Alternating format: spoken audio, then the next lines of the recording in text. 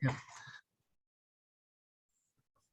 Thank you, Tina, and thank you, Doc. I was about to say maybe we should just go home now after that introduction, but thank you, Doc, for such detailed introduction. I really appreciate it. Good morning, everybody, and it's good to see some faces that I know and some faces that I may not know. Good to see you as well, Sarah, Sarah Brunt. It's been a while. It's great to be back virtually with friends of Rotary, especially this club. Over the last, right before COVID, I had some engagements with the club before COVID took our lives in different directions. But I'm glad to be back. And Doc, thank you for reaching out to invite me to update you on a project. Many of you have supported, a lot of clubs in our district and all of our district have supported in different ways. So this morning, I would just be reflecting on updates and where we are. I just returned from Liberia in May from the project site. But it has been amazing because this project has developed. And like I often say, we don't spend a lot of time sharing with the world the wonderful work that Rotary does. We assume that people will know and people will see it somewhere or we hear of it somewhere. And sometimes we take for granted that we come to all these meetings, we contribute our time, our energy, our knowledge, and our finances to all of these things, and it becomes a routine because we've gotten used to doing it. It feels like it's part of our responsibility. But I think there's a greater impact in us learning the act of storytelling when it comes to the impact of Rotary and what is really happening around the world. And that's where I've spent a lot of my time over the last 2 or 3 years. So the Liberian Learning Center project, I will share a video quickly before a short video with you all before I continue, which gives a really good update, and then we can hopefully have some time for some questions and comments.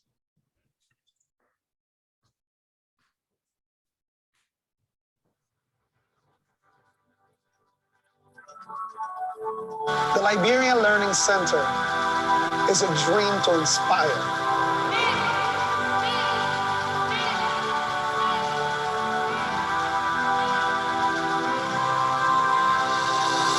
As a child growing up in Liberia, I never had the experience of what a library looks like. Still, as a young man, I had this burning desire that no child should be allowed to go to school without access to books and educational materials.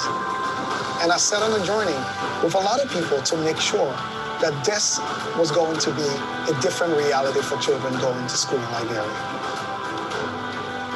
When we spoke to Liberians many years ago, they made it very clear. We are not just looking for a building. We are looking for something that would change the face of our community in terms of growth, economics, and education. And one of the things we've done is with the Harnessing Opportunities to Promote Entrepreneurship Hope Development Program, where we've supported over 86 young Liberians, entrepreneurs, with training in financial literacy and small business development. And today I can tell you all 86 of them have successfully graduated and have received an investment of $400 each, in addition to other tools, so that they can turn their small commercial activities into self-employment and self-development. There was a point that I was almost way down the drain, but hope training have lifted me up again and built me up as an entrepreneur. Well, first of all, I think the Learning Center is actually going to be, hopefully in my mind, a model of hope and a model of possibility. This Learning Center is built with love. It's built by the hands of Liberians for our Liberian children, our Liberian youth. And if that can work, Liberians can do it as well. Something that we know is going to provide answers for our young people, for our country. So I'm very, very excited that this is Liberia's home. First going to the university by saying, enter the police. So there was a question asked to us. He said, are you in Liberia or America? So we said, we are in Liberia. And the guy said, no, we are in America. Most you are very enjoying it. So when we went to the library, it was kind of amazing because for me it was my first time seeing kind of library like that in Liberia. So if similar space like that is available outside of the neighboring Liberia, it will be very much good and well welcome. I had the greatest experience when I returned to Liberia to announce the groundbreaking of this dream. And 2 years after the groundbreaking, despite COVID-19, we are at a place today that the foundation is being completed, and in the next 12 to 18 months, with your help, we are excited to see this project to its completion. I saw pictures of the groundbreaking. I visited the site 3 times already. I see rebar, steel rod, retreating out of concrete. It lets me know that the cooking is going on. The meal is soon be ready. We are already well on our way, and we want to thank our partners who have already committed financially and morally. The Rotary International, the Hamilton Public Library, Michaelam Seder Architect, and our host of many partners, including the Rotary Club of Monrovia in Liberia. I can't begin to say the difference that this will make for students that will be able to access this facility, for teachers that will be able to walk in and do simple research, and that will improve their ability to deliver on their teaching materials. That will enhance the learning of the students as well. Having an open public space that is available and accessible is really quite groundbreaking. Although it shouldn't be, it really is. And so the continued success of that is vital. I don't think it's something that we can afford to think about passing yet. We definitely need to continue to engage, and that's really where the nuts and bolts of our partnership are going to have to keep grinding. So far, you've supported us over $350,000 United States dollars worth. At this point, we are shy another $400,000 for the completion of the building. With your help, we are excited that this opportunity will unfold in the next 12 to 18 months as an opportunity to change the lives of over 300,000 people who will be direct beneficiaries of the Liberian Learning Center. Thank you, everyone. I hope the video was audible enough for people to hear. But just 2 things I want to quickly say. One, the Learning Center itself, recently, as you all know, our principle as Rotary is to ensure that the local community really takes ownership of these projects, and we are not jetting in to try and give them the solution that we think they need. And recently I was in Liberia in May, and we challenged the community to step up, and we said our international partners have been supporting. Rotary Club of Monrovia stepped up and said they wanted to also have a skin in the game beyond just being the recipients. And they organized a fundraiser. We were able to raise 50,000 United States dollars in one night in Liberia from $20 donations, $100 donations, $500 donations from everyday people in the community. And that for me is a testament and true to Rotary principles of ensuring that we are empowering communities and not just giving them the type of solutions that we need. The second piece is we're excited because the Rotary Club of Monrovia has decided to have a named room in the facility that would be dedicated as a Rotary room with all of the Rotary literature, all of the artifacts of Rotary, that anytime you walk in that room, it wouldn't escape you that there is an organization called Rotary. But it will also be available for Rotary meetings. There are about 3 active clubs within where the project is located. They all meet at the Embassy Suites Hotel, which costs them a lot of money because of the lack of available spaces for them to meet. So the goal is to ensure that this room will be a Rotary room, but will also be available for club meetings and club activities as well. And for me, there is no permanent way to demonstrate Rotary's support to this project. Some of you may know that there is a global grant that has been approved to develop a solar power plant, a mini solar power plant to support the project, which is our newest area of focus when it comes to renewable energy and climate change. So I'm excited to see that this project was a bit ahead before even Rotary selected this 7th area of focus. We had already gone ahead and Rotary had agreed to support how you sustainably support a building like this in a country where there is no power grid, or at least a reliable power grid. So we're going to be fundraising in July. We'll start reaching out. You'll start seeing messages coming out. where we're trying to get 25 clubs or 20 clubs to contribute $2,500 each. We're calling a global Rotary fundraiser around the world to help the Rotary Club of Monrovia have a named permanent Rotary room in the building itself that will be a space for housing Rotary artifacts and Rotary-like materials. But I want to thank your club very, very much for your support early on. You were one of the clubs who planted the seed of support for this project, and I can tell you the foundation is completed 100% already, and the walls have started going up. And with our fundraising goals, we seem to be well on our way in 18 months to have a building ready to be dedicated for this community, the first of its kind in the Republic of Liberia, through Rotary's help. Thank you. Fantastic, Leo. And questions, comments for Leo? I'll go first. Everyone's muted, by the way, because I think Paul muted everyone for the presentation. But Leo, how is the library staffed, or is it staffed, or is it run by volunteers, or how does that work? It's going to be staffed. I mean, these kind of projects, we all know, volunteers can put in as so much as they want. But when it comes to really getting the job done, you need dedicated staff. So one of the things we've done, we've built in revenue generating sources in the facility itself.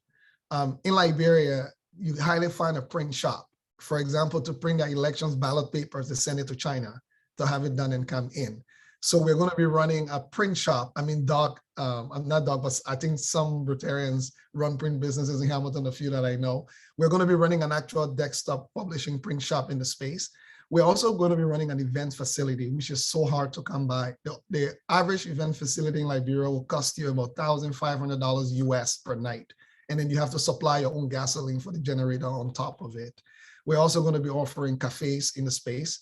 So in our budget right now, the first 3 years of operation is built in our budget, which will give us the opportunity to test the revenue sources and see how viable they are. But the board, the Empowerment Square board in Liberia, has already made a commitment to have this annual fundraiser a year that was so successful, the community has demanded that once a year, they want to target raising at least 50,000 United States dollars permanently as another source of support. We've also engaged the Liberian government. The Liberian Senate has agreed to have the facility as part of their budget permanently, their education budget. We said to them, it doesn't matter the amount, even if it is $20,000 a year or $30,000 a year, but just having a permanent source within the government budget as part of their education budget for us is key to show the type of ownership that we're looking at. Great. Hey, Leo, in the video that you showed there, you showed a program there. It looked like it was a little micro loans for people starting businesses. How's that program going? Is it continuing? Yeah, so I'm a bit torn when it comes to microloans, to be honest with you, just because of what I've seen. And I know it's been successful in other places as well, but it struggled to be successful in a place like Liberia. So what we did in Liberia, or in most countries, when people talk about entrepreneurs, they look at college kids that are out there doing entrepreneurs kind of ventures. In a country like Liberia, like most African countries, what I call the serial entrepreneurs are not those in our population. Are the young people who wake up every morning and street hawk, like they're hawking in the streets. They're selling whatever they can sell to survive when you go to the local markets. Now, that is serial entrepreneurship because they have no incentive to wake up in the morning than to go and hustle. They wake up every morning. Some of them have supported families of 5, selling inventory of goods with inventory of $60 in total. They've paid tuition, supported their parents, fed their families. So in Liberia, we decided to experiment by targeting those as the type of entrepreneurs we wanted to target, and not those that were going to college, those that were learning to be entrepreneurs in the usual way, in the mainstream way. So we went to MasterCard. We were able to get a seed grant of about $100,000, and they went through about 8 months of training. Now, we're not training them around the sophisticated entrepreneur stuff. Simple things like financial literacy, simple things like how you understand to organize your goods, because they've been doing this, some of them for 5, 6, 7 years on their own and have managed to sustain it. Now, you don't just teach someone like that to walk away from what they've been doing. Instead, you give them newer tools to help them understand how you can turn this into a self-employment activity and probably employing another person rather than it just being a hustle that you sell to survive.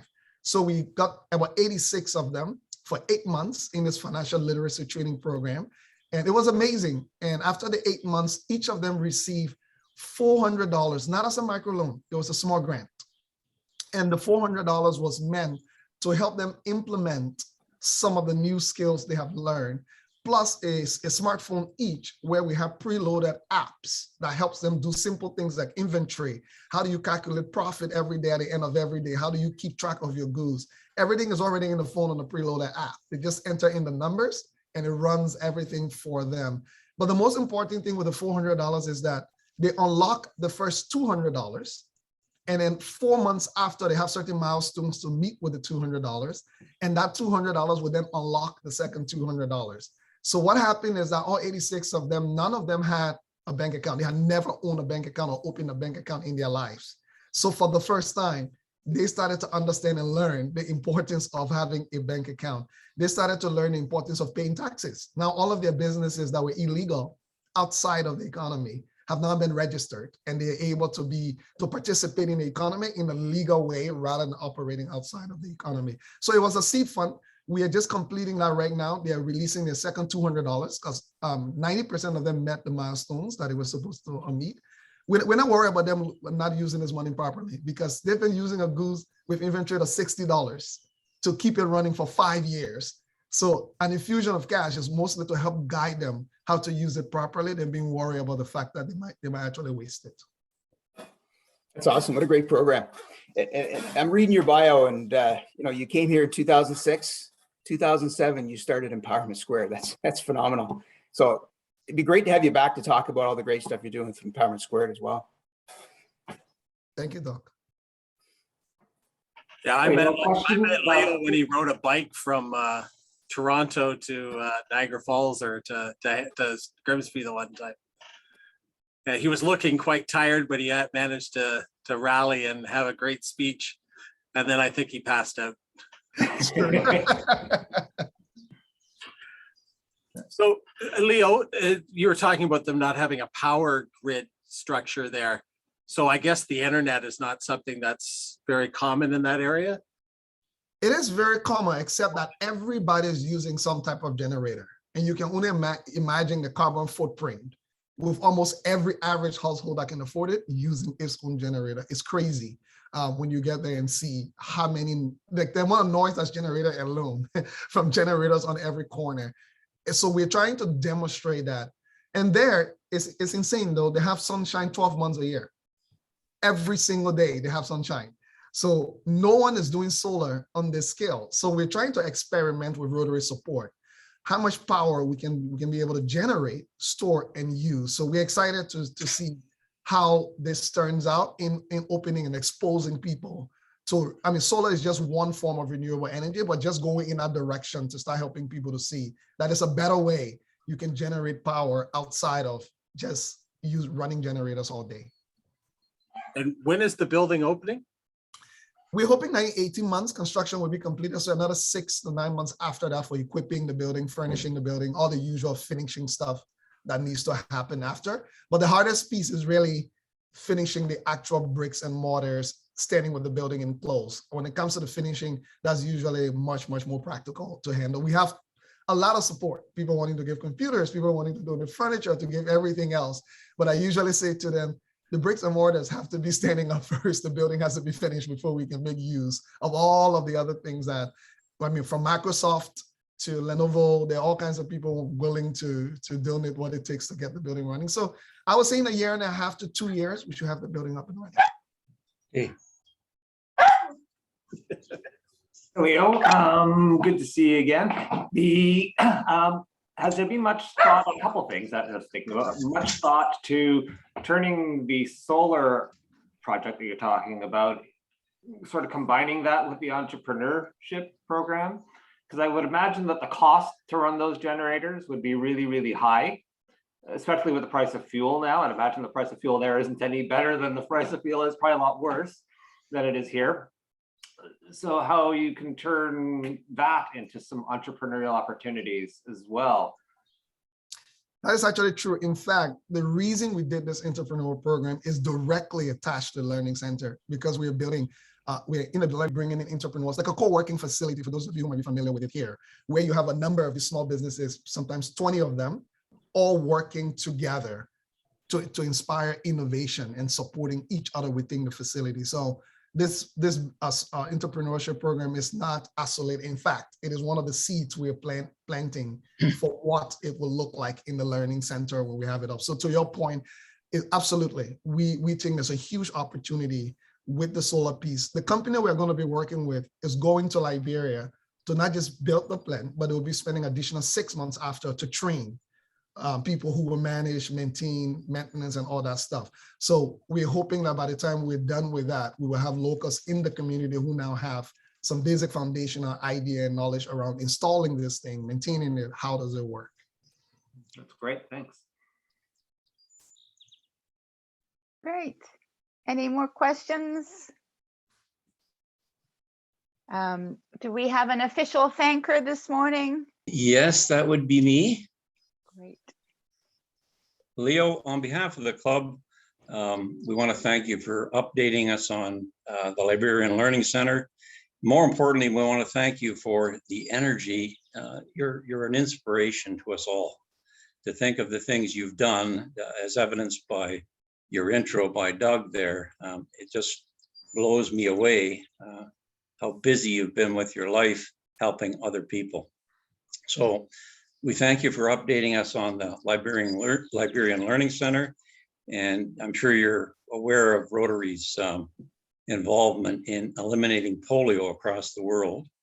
And in your honor and on your behalf, our club will be making a donation to immunize 40 more children.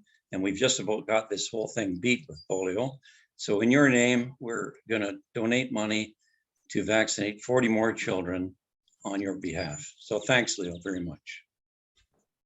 Thank you, Bob. Thank you, Leo, so much for joining us this morning. And actually, where in the world are you at the moment? Thankfully, I'm back in Hamilton. Okay. All right. I didn't know if you were challenged with a time difference or anything like that joining us. So thank you so much. I'm actually still jet lagged. So yes, I'm challenged with time because okay. I'm spinning, but I'm doing well. I'm in Hamilton. Yeah.